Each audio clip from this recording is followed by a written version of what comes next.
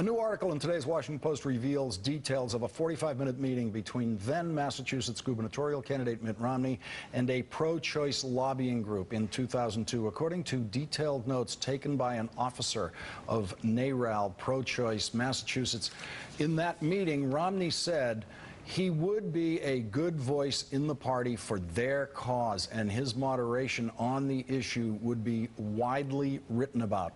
Another woman who was in that meeting says Romney became emphatic that the Republican Party was not doing themselves a service by being so vehemently anti-choice. Romney said this during a gubernatorial campaign debate. I will preserve and protect a woman's right to choose, and am devoted and dedicated to honoring my word in that regard. I want the voters to know exactly where I'm going to stand as governor, and that is I am not going to change our pro-choice laws in Massachusetts in any way. I will preserve them, I will protect them, I will enforce them, and therefore I'm not going to make any changes which would make it more difficult for a woman to make that choice herself. And this is the same man a few weeks ago with Mike Huckabee. Would you have supported the constitutional amendment that would have established the definition of life at conception? Absolutely. Joining me now, Nancy Keenan, president of NARAL Pro-Choice America. Thanks for joining me tonight, Nancy. Great to be with you, Lawrence. Has there ever been a flip-flop of this size on this issue in our politics? I can't think of another case where you can put that kind of tape beside each other. Well, there is no question that Mitt Romney is anti-choice. In fact, when he was governor in Massachusetts, he actually vetoed a bill that would have provided emergency contraception to rape survivors.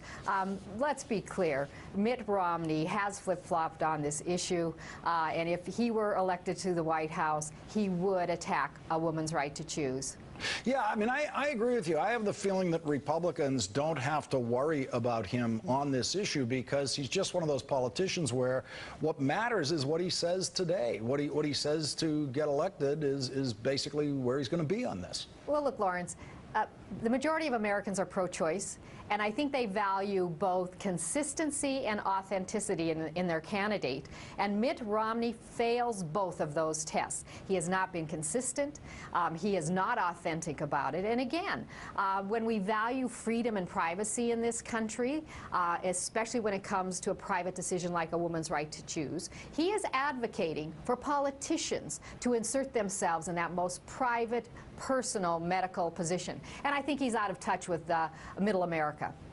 You know, we've just learned on this front from Mississippi that Governor Haley Barbour, he has voted yes by absentee ballot.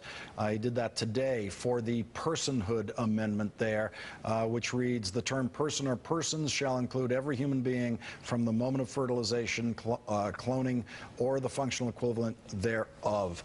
Haley Barbour was just as recently as yesterday saying he wasn't sure how he was going to vote. Yeah, well, there's little inconsistency there as well. But let me say that Mississippi constitutional amendment would ban abortion and could ban birth control and in vitro fertilization. So again, it is so out of touch with Americans' values when we don't want politicians involved in these very personal, private decisions. And that's what Mitt Romney is advocating for. That's what we're seeing in the other Republican nominees for the presidential. And it makes a difference who sits in the Oval Office. President Obama supports a woman's right to choose, and all of the candidates on the Republican side of the ticket right now do not. Nancy, I just want you to double underline that for our viewers, because as the discussion's gone on during the Obama presidency the last couple of years, people who voted for him get disappointed for various things. They get disillusioned in various ways. But to try to suggest that there isn't a set of extremely important reasons to cast a presidential vote, this is one of those examples. Again, and this, for women in this country particularly, Lawrence, this is a place where President Obama time and time again has stepped up and defended a woman's right to choose. And we consistently hear not only do these Republican candidates for president want to outlaw abortion and overturn Roe versus Wade, They want to outlaw birth control in this country. That's how extreme they are. And so it's very clear in November of 2012, we will do everything possible to make sure that President Obama is reelected. The Supreme Court matters. Who chooses those justices matters. It always will. Nancy Keenan, thank you very much for your time tonight. Thank you, Lawrence. Great to be with you.